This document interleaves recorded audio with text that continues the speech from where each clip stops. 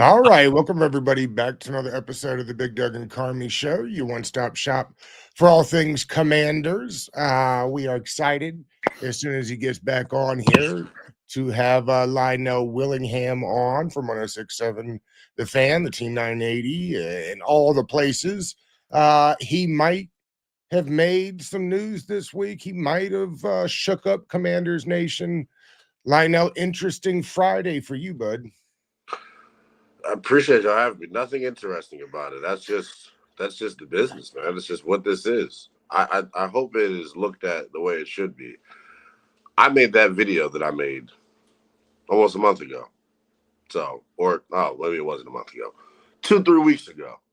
2 weeks ago. Last week, he shouldn't have responded. So I don't know. Not that he shouldn't have responded. I like that he responded. I like that he responded. I'll probably get the interview during training camp. Like it's nothing. The one thing that I didn't like about all of this is like no one's beefing. It's the wrong way to put it. It's no beef going on. He's a professional. I'm a professional. We're just talking. It's just back. It's a back and forth. And by the way, his team sent me the video before they posted it. Yeah, they sent me the video at 9 o'clock this morning. So maybe it was like a publicity stunt for me. Maybe they were trying to help me out, man. Who knows? You get a couple of followers along the way? A couple. Well, look, we've got the video. George's got it queued up. We're going to play it, and then we're going to talk about it. Let's do it. Let's pull it up real quick, sure. Here we go. Laremy Tunsil thing, he's not there either. That's where I have a problem. You can be on U Street doing the Cotton Eye Joe, messing the club up, buying sections, doing the whole nine, but you can't show up to voluntary OTAs? Diplomatic immunity, fuck them. All that peace and that unity, all that weak shit'll ruin me, fuck them. Just be there. Show that you care. Show that you're not bugging. Cause niggas started talking to me like I'm slowing down. Opinions over statistics, of course. Gassed off journalistic. Come at me and all you'll get is the ballistic report. Book a private room at Wally's, way to twist in the court. I got multicolored rings like the Olympics, of course. At award shows, cutting through the tension, of course. Girls hugging me, then asking me what scent that is, boy. I be walking around the 6 like I invented it, boy. Laremy Tunsil.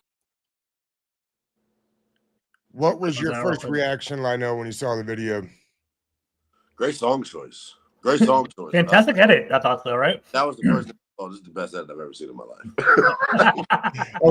that was the immediate thought. Is like, okay, maybe his camera guy can start working for me because I say some cool stuff on the radio. You put some cool music behind it. Maybe this could be a collaborative effort from now on. But no, I thought it was interesting. I still don't get it all the way. Like I think everyone's missing the premise of my main point, and I think. If you all are like me, I feel like I tried my best to listen to everybody on the beat. Specifically, like John Keim is like my measuring stick. And if you all are familiar with what's going on right now with like the transition and ownership and power, I look at it as none of the beat reporters that are on the beat right now really have any insider information because the relationships with the folks in the building, like people in that building, have changed. So I look at it as that. One thing that I don't know if anybody's reported on it. I just don't get how you didn't show up. First and foremost, like I get the lack of importance for voluntary OTAs. Like that was when I made the video, I just made the video to make the video. That's literally what my job is to do, is to create content. And I thought, well, damn, this is something interesting. Our brand new high paid left tackle just skipped out on a big portion of the offseason. And if you notice, this was my thing. When he left Houston, and I defended him, and I still will continue to defend him because I think it was weird. I've never seen a guy of his caliber be traded away from a place and have tomatoes thrown at him by everybody that's ever dealt with him. DJ Bieniemy of ESPN is the only guy I can find that said something positive about Laremy Tunsil. The fan base was happy about the trade.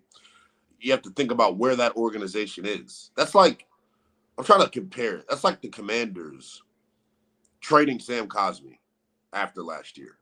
That's our best offensive lineman. We got a rookie quarterback. We're on the up and up. We're an ascending franchise. That's like them waking up one day and saying, hey, we probably should move our best offensive lineman. you can wear your burgundy and gold colored lenses if you want. The Texans didn't trade Laremy. Can I swear on here? Could I need. Let it They rip. didn't Go ahead. trade Laremy Tunsil for shits and giggles. Let's just be very transparent. So that's my whole thing. People are going to try to say it's a contractual thing. How old is Laremy Tunsil? 28? I think a little older than that. I think about 30, I think. Yeah. 30? Yeah. Still in the prime of his career, though. So to trade him for what they traded him for, I don't know. I think there was more than what was being reported in terms of like how he fit there in Houston and what type of dude he was in the locker room. I know the players love him, but it's all your teammates are always going to go to bat for you, right? Like that's just the way it is unless you're just a complete a-hole. Like your teammates always going to go to bat for you. I'm just curious as to why the exit went down the way that it did. And then the thing that I was talking about Thursday that nobody really commented on, I was there Wednesday. He didn't do anything. Or Tuesday. He didn't do anything. He went through individual drills at 65% speed. And when I say individual drills, it was like 2 out of a total, in the bag. Nothing though. But like not even the sled. It wasn't even the sled. It was the bag. And it's like it's him doing medicine ball work. Like it's nothing. He didn't do as much as everyone else did. And then when they went team, he didn't participate at all. He's on the side field with a trainer doing sprints. So I take that as either you're injured or you're out of shape. Now, as you all are seeing with the Noah Brown thing, they're not required to give us injury updates. I'm glad you said that. We were talking about that offline. So I think that is something that happened because there's no way he did as little as he did on Tuesday and then Wednesday gets a veteran rest day. Like, come on. So I just look at his situation and compare it to Marshon Lattimore. Marshon Lattimore didn't show up to voluntary workouts, came into mandatory minicamp and did everything, didn't miss a rep. He's not hurt. He's not out of shape. There's no question marks with that. When you don't participate in a mandatory setting and you're there and you weren't there for the voluntary, it makes me wonder what you've been doing. Now, based on the video, he's been putting in plenty of work. I don't know if you like rolled an ankle while working out. It could be anything. But I just don't know if anybody else said anything about that. Has it been reported anywhere else that he did not participate? And to that extent, Lynell, I'll give you credit for that. I think it's good to always question and be inquisitive, right? You don't want a collective thought with their media, right? So I don't mind you questioning that regard. I guess my bigger question is, like, what's the biggest concern for you? Do you think it's lack of work ethic? Do you think it's commitment? Do you think it's conditioning? What is your concern? And in fairness, real quick, Lynell, before you answer that, I think it's fair just to say, like, we've had plenty of national people come on and tell us how, like, that they know Tunsil. He's a great dude.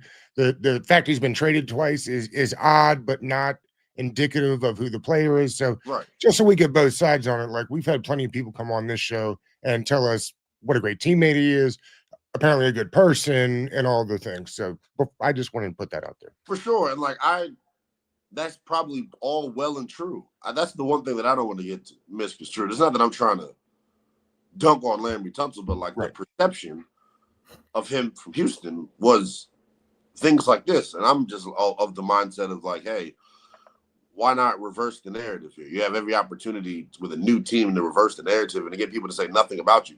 Here's the other thing that isn't talked about. Go look at the way he played last year. He struggled in 2024. It was not a Laremy Tunsil caliber season, from the false starts to him not being on the same page as the rest of the offensive line to him getting beat. Like, it wasn't a good year. We know, some of the limitations he's had as a run blocker. I don't even want to call him limitations. That's strong. He just is not.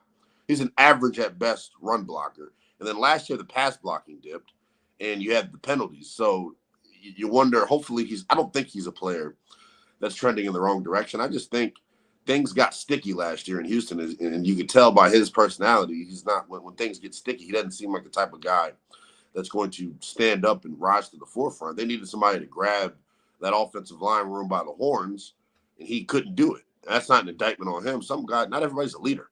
That's the beautiful thing about here. I don't need you to be a leader. I need you to be the best damn pass protecting left tackle in the NFL. I need you to get out in front on screenplays and make sure Deebo Samuel, gets into the open field untouched. I need you to. That's the one thing, right? Like, if Jaden Daniels takes a big hit, I do want you running over and protecting my guy. That's the only leadership I need from you. Outside of that, you can be on U Street every damn day if you want to. I can care less. You can put on your little fancy tie-dyed silk shirt all you want with 2 skinny jeans. You can do all of that. Like, I cared nothing about that at all. I just need him to play good football, and I think that's what we should all be expecting out of him. And I think that's what we're going to get. He seems like, based on the video, he's motivated. So he's big as hell. Nothing better, nothing more impactful than a motivated football player. I'm glad I could spark some motivation for him, man. Who knows? Lynell, do you personally know how to do the Cotton Eye Joe? Do you not know the song? I'm asking, do you? I'm asking if man. you know the line middle dance. School, middle school, I was a Cotton Eye Joe connoisseur. Come on, man. I know Do you know how to do the line dance moves? Yeah, man. We used to do it like in school. Like that was the thing. They taught us how to do the Cotton Eye Joe. Now I've realized though, as an African American man, that song is racist as hell. I realized. So like that was probably an interesting choice of words, but we're doing live radio. Things just come out, So, but no, I do know about the Cotton Eye Joe, and I know that it's probably not being done anymore at this point. Because I think this is 2025. I don't think people are still Cotton Eye Joe. But you got the point. I could have said he was doing the Dougie or whatever, but the Cotton Eye Joe I thought was different. Definitely was a good poll. So I guess now that's all said and done, or now we're summer topics, right? We're definitely there's the fall coming up, there's football coming up as well. Overall, do you think he was a great addition to the team? What are you expecting to see from him in this upcoming season?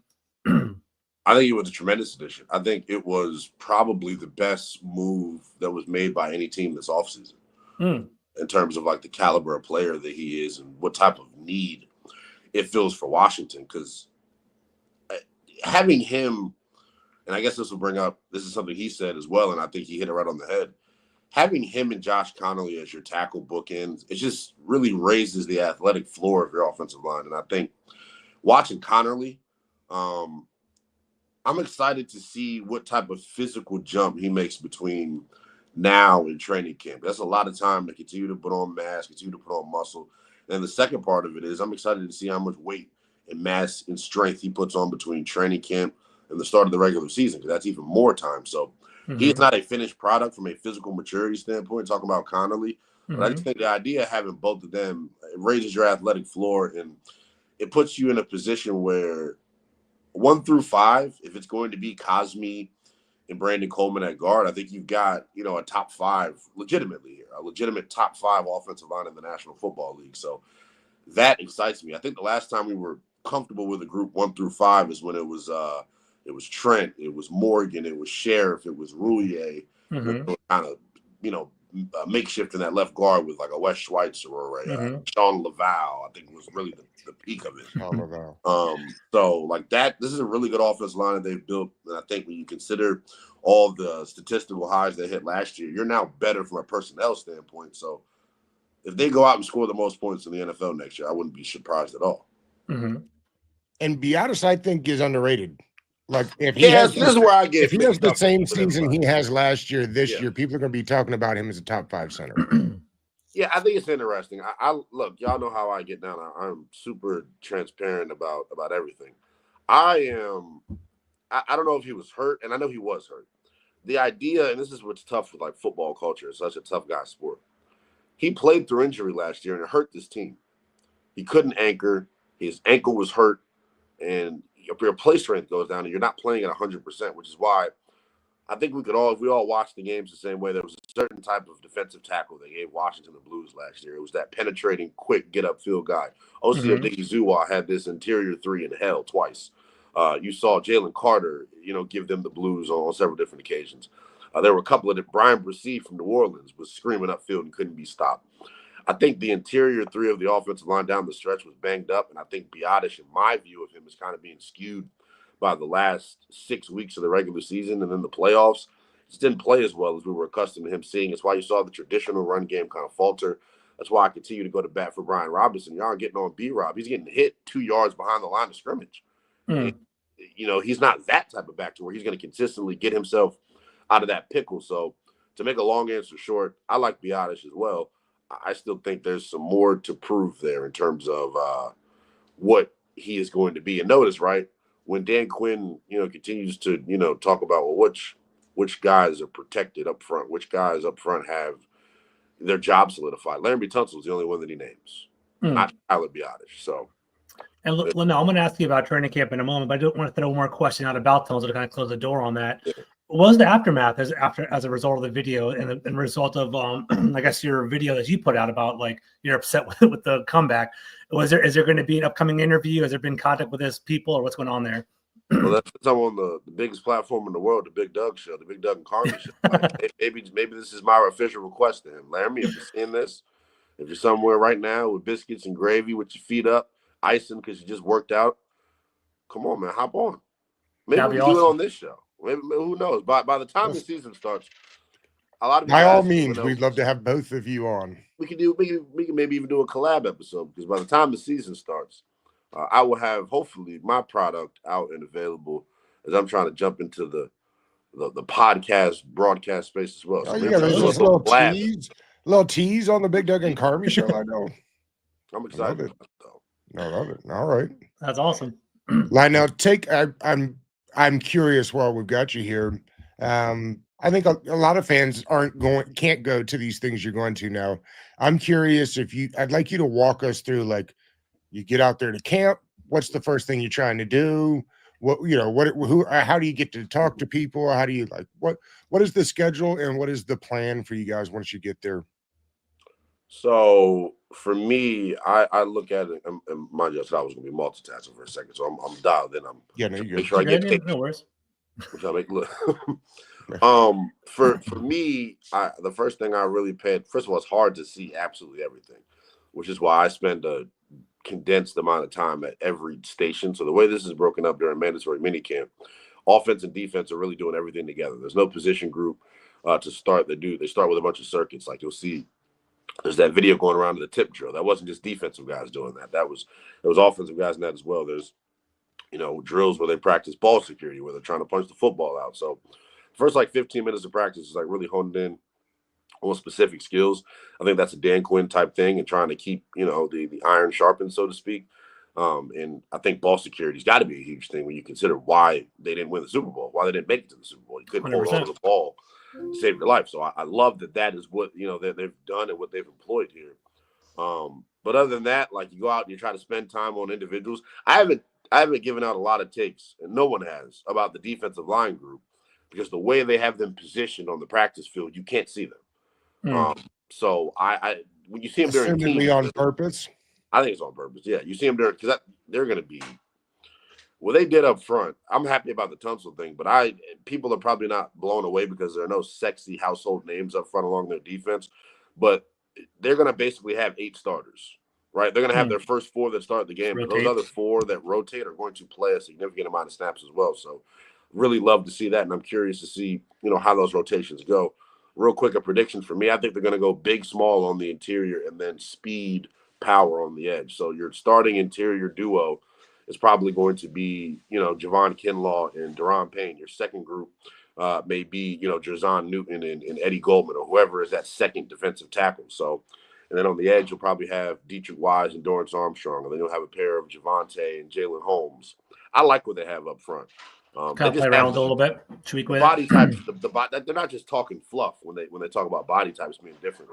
They're just a bigger group. And the guy that I have highlighted, I've talked a lot about Javonte, Jalen Holmes, man. Jalen Holmes has a body to where, and he played well last year setting the edge. He just needs a little bit more pass rush juice. I talked to Daryl Tapp about him after practice, and he smiled at me like, "Oh, you bastard. Don't bring up the guy that I'm trying to hide from everybody." Keep on the low, yeah. I think they're really excited about Jalen Holmes as well.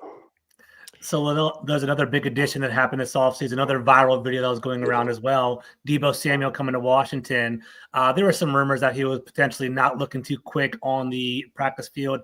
I discredit it. I feel like he's there's video of last year running 21 miles per hour, performing very well for San Francisco. What are your thoughts on Deebo? How's he looking so far this year? I think he's looked great. I said this even before I got the chance to be out there. I don't know if y'all saw that video. That would be my prediction for the touchdown leader on the team. Is Deebo Samuel. I think touching the ball. Yeah, he's going to touch the ball a lot, especially because Terry hasn't been out there. Every first play of every drive, every possession, everything they do is a toss to Deebo in some form. Either it's a slant, either it's a screen, either it's him coming in motion on the jet. They're going to use Deebo Samuel a lot, and I think for good reason. He is a weapon, and he, just like Tunsil, he's a motivated weapon. I think he's in a spot to where this offense really fits what he likes to do. You all know it. We led the NFL in wide receiver screen passes last year. That's where he feasts. And now that this offensive line is improved, the blocking gets better on screens. The execution gets better on screens. So I'm super excited for it. He's going to have a monster year, like I continue to say. I think he may not have the same receiving numbers as a whole, but I do think touchdowns is really going to be the gauge of his importance and his value to this football team, because I think last year Terry and Ertz, it felt like last year were like their red zone monster. I can see that. Deebo Samuel, I think, gets in on that this time around as well. I can see that for sure. You've mentioned Terry. A lot of fans have asked us when we talked about you coming on today, why the smoke for Tunsil and not so much for Terry. Terry's earned it. I mean, come on, guys. That can't be a real question, can it? I mean, there's two completely different situations. Terry's earned it. And Terry put himself in a position last year. The Commanders, this is like in negotiating terms, they had a bad stroke of luck. Terry went off last year. Because he went right off, right when it was time for him to get his big payday. So I think they got to pay him. I'm kind of getting frustrated with it, and that's maybe because I don't respect the art of negotiation. You don't got to tap dance with me, brother. Give me the damn money you're going to give me. You're going to give it to me eventually. Why are you making it a distraction now? Giving people the room and space to critique me as a player and person as to why I'm not there. And now we're getting into how good of a receiver is he actually. Like, if I was Terry, I'd be pissed. And what I'm curious to see, and I heard John Keim say this as well, it's always good when you have people that confirm your thoughts. What the hell is Buddy Baker going back to Terry and saying after he negotiates with the Commanders? Because what you all have to understand, like, it's not Terry negotiating. It's Buddy Baker sitting at the table with Adam Peters or whoever. What is he saying to him? What are they going back and telling Terry? That the team are all those frustrations, Lynell, is that like, my suspicion is that Terry, obviously he's agitated. He wants to get his contract done, but I think he knows he's going to get paid eventually. Yeah. Are all those frustrations from Jordan Schultz and all those big Ian Rappaport, are that more the agent talking to the media in your opinion? Or what have you been hearing about Terry McLaurin and his frustration? I think it's the agent. But here's the thing. I think it could be true, but it goes back to the question I just asked. Well, why is Terry agitated? Is Buddy Baker going back and saying, yeah, they say you can't beat press coverage, so why would they pay you? They said you're not as young as DK Metcalf, so why would they pay? Like, that's what happens in these negotiations. That's why for 100%. Me, like, putting it in like our world terms, like if you're a fan out there that like is a salaried employee and you're trying to get a raise, you know, it's you have an awkward, uncomfortable conversation with your boss of like, this is why you should pay me more, and then the boss's job is to tell you why you're tripping. It's the same thing in football, so. That's why, like, egos really are fragile and can get in the way in situations like this. And I hope that's not what's happening with Terry, because I think he's a really good dude. And, you know, they got to look at themselves in the mirror and be honest and say, hey, look, like, Terry's done everything that we've asked as an organization. I know we're not the regime that drafted him. We're not the regime that originally paid him. But he made a lot of big-time plays last year, and you would have not have advanced to the stage that you reached if it wasn't for Terry. Oh, and Adam Peters is on with Kay Adams just 2 months ago talking about Terry's going to be a Commander for a very long time. Like, there's for guys that don't say anything, for an Adam Peters that gives nothing to even the local guys, nobody seems to have a bead on what's going on. For him to come out and say that on Kay Adams' show is not nothing. Right. I was told that this is a guaranteed problem. How much is in the guaranteed for Terry? I would imagine, and you tell me what you think.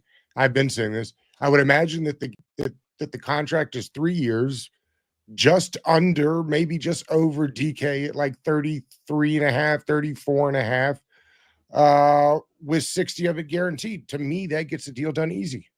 So Deebo's guaranteed money on his deal was 60. Well, and are they right now? I'm sorry to cut you off, but it makes sense. Are they now? Are they like? They've got to do this also knowing Deebo's coming, right? So, like, you're kind of setting the market right for Terry and for Deebo at the same time, and they probably don't want to have to do that either. I agree with you, and I think there's this assumption, and I joined the Junkies on Friday morning. Like, I think there's this assumption that Deebo's a 1-year rental. No, but if Deebo goes out and plays well, they're going to pay Deebo 110%. So, like, that's my whole thing is that also, I agree with you, Doug, is probably – a part of the negotiation as well. You don't want to screw yourself as an organization, and you're negotiating against yourself now at this point. I just look at their track record in San Francisco, though, man. Look at how long it took to get Brandon Ayuk paid. Yep. Adam Peters was a part of that negotiation, was a part of that discussion. So I don't know if this is just his philosophical approach about the position. When you really get into the X's and O's of it and you're looking at it from both perspectives, on the Commanders, I look at my offensive scheme and go, what was the number one complaint, the chief complaint of this fan base last year? Terry not getting enough targets. Didn't need to, because the offense is going to hum regardless. It's not that type of offense that features one specific target or receiver. So the ball gets spread around a lot, which may, decrease the value and a need for a true bona fide number one because everybody's getting the ball. Everyone's getting touches.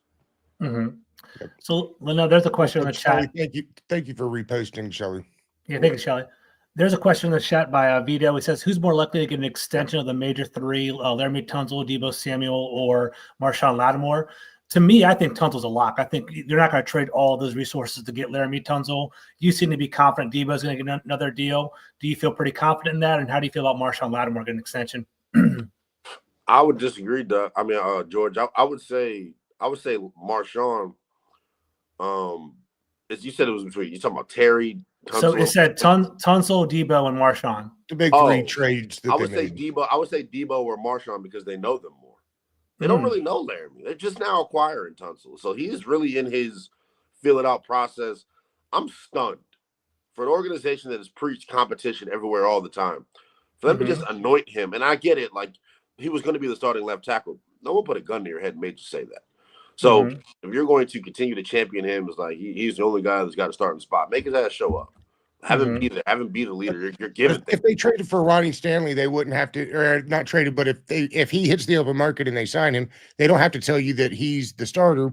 We know he's the starter, right? But the same thing goes for Tunsil. Everybody knows he was going to be the starter. You don't trade all them picks. So why say it? Not to. Why not say it?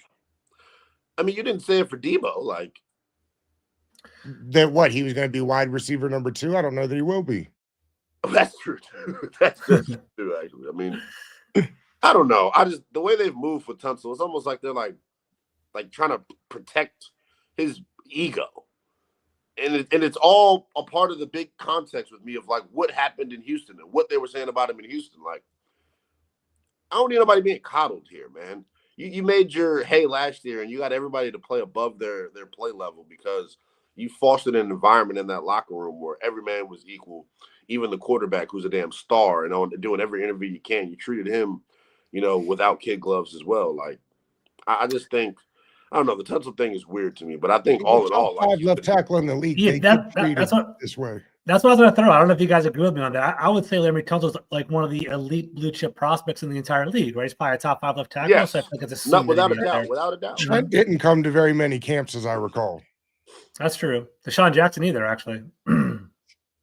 You're not used to having a superstar in the house, Lynell. Maybe that's what it is, right? Maybe it's. But Trent would show up to mandatory minicamp, though, right? Like, and Trent didn't start maneuvering that way until he was at that level, And it took. I remember I had doubts about Trent, man. I thought Trent couldn't put the weed down. That was that was the problem at first, like. But obviously he corrected it. Now he's in my fantasy Cinderella world. The 49ers suck, and Trent Williams comes back and retires here because he says he wants to play into his 40s. He's only 37. That's one of the biggest mistakes we ever had, letting him walk, man. No, it's that drunk bastard Bruce Allen, man, screwed it all up, and then Dumb Dora, Ron Rivera didn't correct it either. Like, you can call him Dumb Dora, did you? How big is Laremy Tunsil? He's massive. I posted the one video when I first, laid eyes on him, saying he's clearly in shape. Seeing him, he looks like a tight end. Like I said power forward. I said power forward. That's a really good one, Joy. A power forward is really the comp I like. Yeah, he looks like Chris Webber out there. Something crazy. Zach Randolph, like something. Yeah, he's not a dude that I would want to scrap with. That's why I'm standing down here when it comes to the whole situation. But we'll keep it to videos. You know what I'm saying? Keep it to videos. I think I'll get the interview during camp, though. I don't know. Yeah, I would love to know like how he really interpreted it, because like, I know how I get down. Nothing's personal for me. I got a job to do. I'm trying to it's not. I'm sure it's not like Laremy went to his camp and said, "Hey, did you hear this? Go make me a diss track." I'm sure his people. He's got an entertainment company that does these. I'm sure they found the audio and did this. I would love to know. I mean, you said they sent you the video. Did they send any like? Did they talk to you about it at all, or they just sent it and said, "Hey, we're going to drop this"? They just sent it. It wasn't a little conversation they had. I wish they did respond back. I would have. Maybe we'd have the interview already. That's fine. They sent it, yeah. So no, it wasn't too much of that. It was just here it is. Sent it, and then they posted it, and then they were like, "Yeah, we're going to post it later." Have you ever seen it before? I was trying to think of, at least not here. I don't listen to out of town radio Yeah. spots. But I'm curious if a player has done this before. I was trying to think about this the other day, and I just can't think of it. So that's what amuses me most about all this is that I don't think I've seen it before. I think I can say. I think we can both say the exact same thing with that. I don't know if I've seen it either. Like I said though, the edits. I mean, shout out to his team. Like that's a tough ass edit. That was slick. But like sometimes you'll see like Brian Robinson say, oh, time to quiet the haters, or there'll be some cryptic post, but to like do the whole diss track there was exceptional. It was, man. I was a big fan of it. I think it was all fun for me. I'm glad it was able to get some more clicks and eyes on the shows and things like that. But I'm not. Yeah. I don't live for stuff like this. It's just weird. Reading the comments, it was a very interesting time for me because it's like, damn, you can tell a lot of you just don't really. Social media is a lot of the time the only way people consume me. So maybe I need to watch how I present myself on social media. Because if you listen to my show, like I'm giving it to you factually. Like there's no rage baiting. There's nothing like that. I'm just here giving you both sides. What people get pissed off with me at is I don't have the same, the same tolerance for their BS. Like that's why after the Cowboys lost, I put a fork in their ass. I hope that someone heard that. I wanted them to hear it. You lost 3 in a row at a critical time of the season, and it looked like you're either going to turn one way or the other. I'm happy it turned the way that it did, but yeah, I was damn right for doing that. Like that, they needed it. Like sometimes I don't mind being that guy at all because I know at the end of the day, like I'm still going to be an addict and watch the product and watch the game over 3-4 times and do all the unnecessary stuff that we do as diehard fans. So I love it. I feel a part of it. It's all cool. I think this is like the funnest thing for me. I'm living the dream, man. Like, yeah. I appreciate the take, and I do like the fact that you are assertive and you kind of put that out there. Yeah. My one last question on it real quick though. How did the beat reporters react to that? How did the veterans, like did John Conn reach out to you or JP Finley, what's up, Lynell? We're at camp, I guess, yeah. No, nobody Okay. reached out. Nobody reached out to me at all, and they don't really need to. I think they understand. I mean, they know who I am at this point and how I get down, and respectfully, like with you all, this is a dog eat dog world out there on 100%, so to speak. I have respect for all of them, but there are limited friends that you actually have. So like some people are probably rooting at us saying, "Look at this dumbass." Like, I hope this is what gets his press pass revoked. What I will say though is as soon as the video dropped, I sent it to congratulations to the Commanders PR team getting the Pete Rozelle Award this year. I sent it to Sean DeBarbery. Awesome. Yeah. Their PR staff is they're the best people that think that they were there through all of the BS and having to deal with what they had to deal with. They're just super cool and down to earth. I sent it to Sean and he started laughing and was like, yeah, I guess he listens and reads. So I'm not getting banned. I know there are people like, oh, he's going to get banned from the park. And no, it's not the way this works. This was good publicity for them as well. Got it. Absolutely. You said something about the dog eat dog world, and I'll never forget. I talked to Grant Paulson one time right after 106 and 980 merged, and I was like, "Oh, this ought to be able to create a lot of cool like interactions and intersections between the two places." He was like, "I guess." And I was like, "What do you mean?" He was like, "Well, at the end of the day, I got a show at 4 o'clock," and he's like, "And I'm trying to be the best in that slot, like." Right. I wish all the best for Craig Hoffman, but I'm trying to beat him in ratings every single day. 100%. So while yes, there's some of that camaraderie, he was like, "No, not really. Like this is still competition every day." It is like that for sure. But I would say for me, as a younger dude, like Grant in particular, like Grant's a really, really good dude. Like Grant is, never shied away from giving me advice and things of that nature. Like he actually, he was messing with me on Friday and he called my phone. I was on there sitting in for Chris. He goes, "Lynell, Laremy called into the hotline, dude. Like, he wants to talk to you right now." It's like a locker room in there, man. Like, so we was all joking about it. It was all cool, man. So they, the beat I would describe as different from like the dynamic we have in house at like Odyssey DC. Everybody's on the same. That makes sense. Even I know people probably think, even me and Brian, man. Everybody's cool. Everything is chilled out. Everything's. Yeah. We're just talking ball. Just talking ball. Now if only George and I could get a press pass. I don't know what's up. Yeah, you should, Sean, if you come in, if you're listening, boom. Yes, the People's Podcast. He has been listening too. We've noticed. Real quick, Lynell, I'm curious. One more on training camp. year 2 now with the new guys, with the new coaching staff, pretty much the exact same coaching staff, which is incredible. What have you noticed differently at camp? I know we haven't got to the big boy camp yet, but have you noticed anything different in what they're doing? In terms of camp, to this point, no, not nothing totally different.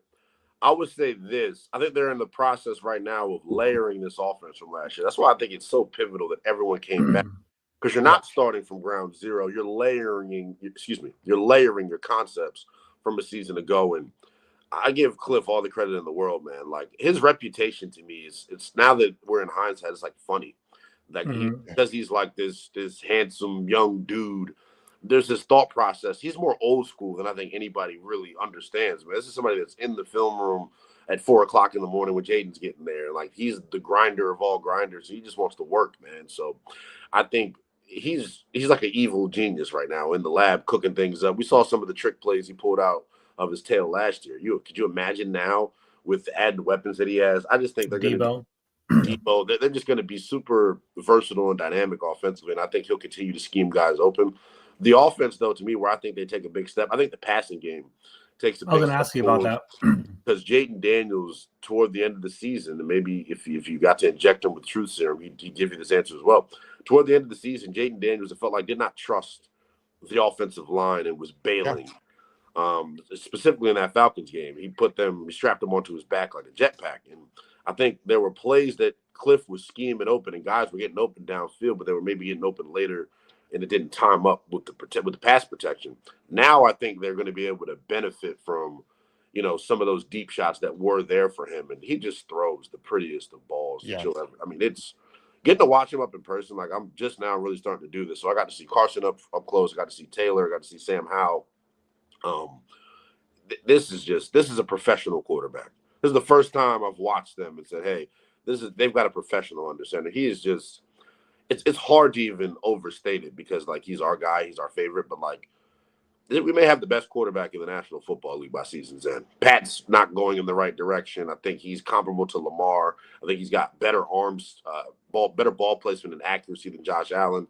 Like, he's firmly in that conversation. And that's what I was going to ask you about, Lynell. I guess one of my last two questions would be the passing game. Terry McLaurin's absent at training camp. That means more opportunities for Jalen Lane and Luke McCaffrey. I was kind of curious, what are you seeing with them? Or did they look – I I know it's 7-on-7. I know it's mini camp. We're not really deep in the game right now. But how are they looking on camp? Yeah, Luke McCaffrey has really stood out to me as somebody that I think is going to be in a position to make some things shake. It's crazy. That's why I say, like, I'm super honest and transparent with how I do it. I've changed my opinion on him because all offseason long, I've been talking about his roster spot potentially being in jeopardy. Because I think, depending on if they keep 6 or 7, he may be the odd man out. This is all of a sudden a deep group, but Noah Brown's injury complicates things completely. Terry not being there complicates things completely. I think he'll make the roster. He's got an opportunity right now. Like, he should be considered, with Noah down, he should be considered the odds-on favorite to be wide receiver number 2 in that outside receiver. I think he really put himself in a position to do that. I don't know if it was Friday or Thursday, rather, after practice. I mean, when Dan Quinn goes into a soliloquy about you at the podium, you're doing something right. He went into really, really, great detail about Luke and the work he's put in and the confidence that he's playing with now. And I think at wide receiver, and Luke spoke about this as well, in year one, when you have such a versatile playbook and they're asking you to learn slot and the outside, your brain can get a little foggy in terms of like, well, wait, is this my route on this play when I'm in the slot or on the outside? So him being in year 2 of the offense, getting to play faster, he's already got good athleticism, right? But when you're thinking, you all know this, when you're thinking, you're not going to move the same way. You're not going to feel as confident with your movements. There was a play that stood out to me in particular. He's on the outside being guarded by Marshon Lattimore, and he like kind of stemmed him and gave him a nice little jerk at the top and put his foot in the ground and cut back inside. And he lost Marshon completely. So I think he is in a position where he's getting better and he's going to have an opportunity to carve out a role. But like we know with this team, nothing is given at all. So while he's looked good now, training camp is going to be a whole nother animal. Two guys in this room that I'm curious to see like how they, end up, playing themselves out. Michael Gallup has been down and hasn't been practicing a lot. He's been dealing with the injury. if he's healthy, I'm curious to see him. And then KJ Osborne. KJ Osborne, when they signed him, the first thing that I thought is, wow, this is a more decorated receiver. Yeah, for sure. A better receiver than Noah Brown was when we signed him. Like for sure. Statistically, like he's put up numbers in this league before. He's been the number 2 and number 3 in Minnesota for a while. I know the body type may not be that big, physical, imposing guy, but I think he's just a guy that is going to be sure-handed and get open when you need him to. So I'm curious to see how he plays into all of this as well. Quickly for Shelly here on Noah Brown, we touched about it earlier in the show. They don't have to give out any medical stuff until the next round of OTAs actually happen. So I'm kind of with George. We talked offline. It feels like if he was healthy, they just say he's healthy and put it to bed. But the reality is they don't have to say anything until whenever. Talking about Tunsil? No, Brown. No, about Brown. Well, I mean, either way, really. But Brown. Shelly was asking about Noah Brown, and they don't have to tell you. Yeah, they couldn't. They're not gonna. They got to tell you that Noah's hurt because everyone saw him get hurt. So with Tunsil, like that's what I go back with, and I'm not trying to be messy or super speculative when I say it. It's just how I feel. I do think there's something there from either an injury front or maybe he had a procedure done or whatever, and that's why he wasn't participating. But you just don't not participate if you're healthy. Like that's just weird. Just to wrap this up, we talked about this when you were on the show last time. I'll continue saying it. I totally agree. You were getting there with Kingsbury. I think there was a lot of the playbook they just didn't use last year because they didn't feel like they could protect Jaden. I don't think that we've seen anything close to what they hope the offense can look like. Yeah, I totally agree. And I think, it's going to be interesting to see how it plays out. The offensive line, like you said, is definitely a factor in all of this. I feel like this group, I think Brandon, they're trying to put Brandon on the left side to keep the footwork the same, I guess, because he was playing left tackle last year. That makes sense. So Allegretti, to me, it's between Nate Herbig and Nick Allegretti in terms of who's that opposite guard of Brandon Coleman. I think Nate Herbig, looks good, man. He's a guy that started all his career until last year when he got hurt and had that season-ending injury. So, he's a pro's pro. Nick Allegretti's not a perennial starter in this league. So, I actually, on my penciled, week 1 offensive line, I have Nate Herbig in there at right guard next to Andrew Wiley. I think they're going to submarine Wiley and Connolly to start similarly to how they did last year with Corn Lucas and Brandon Coleman. Really? Because I think Wiley's looked good out there, man. Wiley, he did. I'm curious. But didn't they do that last year because Coleman wasn't healthy and didn't play a preseason game? So I think that was part of it as well. Also, I think Corn is just a good football player, and yes, he is. They like what both of them brought. He was more of the pass protector of the two. Connolly's a beast, though, so it may not happen because I think Connolly, and I said this on Friday during the show. I think Connolly, or I said it during one of my recaps, I think Connolly by 2-3 years from now, we may be talking about him as a Laremy Tunsil type player. I agree. I think he's a Pro Bowler. I think he's that for good. sure. Well, George, we had people tell us that if he went back next year and put he'd on be the mask, he'd have been a top 5 player. That's right. That was definitely forward thinking by the front office on him. He's 21. He's going to develop definitely getting to fill out a little bit more. My last question, Lynell, to you. The free agent class, it seemed kind of a little lackluster besides Deebo Samuel, Laremy Tunsil, Will Harris, Jonathan Jones, Etrick Wise, Javon Kinlaw. I'm curious, what are you seeing? What are you hearing? Who do you think is going to be the biggest impact as a free agent? Because, we saw Frankie Louvu take a big step last year and really change the game for us on defense. Do you see someone making that kind of an impact of those guys that I mentioned?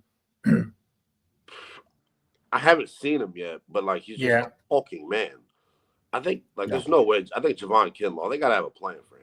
Okay. Yeah, think about it. That's the big contract that they gave out to him. And I know there's some people that'll make the argument with his position and then safety with replacing Chin with Will Harris.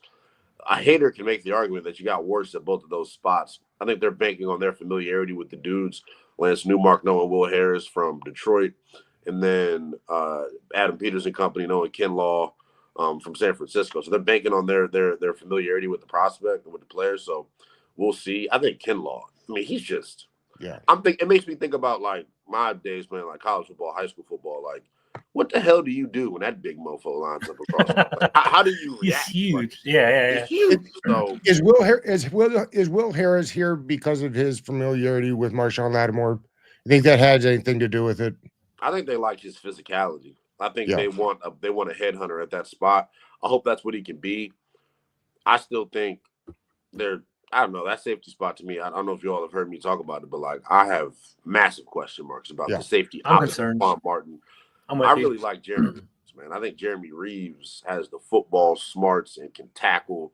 I just wonder if he can cover the tight ends and the backs. But like, remember in 2020 when Ron Rivera threw him on the starting defense? Like, he played well, man. I really love Jeremy Reeves. I like the type of player he is. I love his story.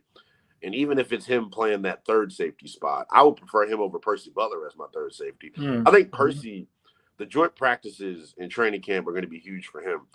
Right now, already, I think anybody in the league would tell you has got to try to stop him. He's the best gunner in the NFL right now. I don't think there's a better gunner on punt than he is right now in the NFL. He's got to get his tackling better and his angles better as a safety on the defense because I think he's in position. He just misses a lot of tackles that you all probably. He's athletic for sure. He's athletic as hell. He's a freak show, man. And I love the mentality that he has. He's a crash out. He's not scared. I don't think he's ducking smoke or anything like that. I just think sometimes you may play too fast. You know, you got to learn how to slow down, take proper angles. That's my concern with him and why I really am not comfortable if he's your starting safety or even your third safety. I thought last year as a third safety he struggled. I forget all the time that Jonathan Jones is on this team. Oh my God! When you look at them adding Trey Amos, if Marshon Lattimore gets healthy, they bring back Igbenogany. I mean, is this now the best position group on the team? You took the words right out of my mouth. I think for sure it's the best position group right now on this team. Crazy. I think it's the deepest. They got 5 guys that they're comfortable starting.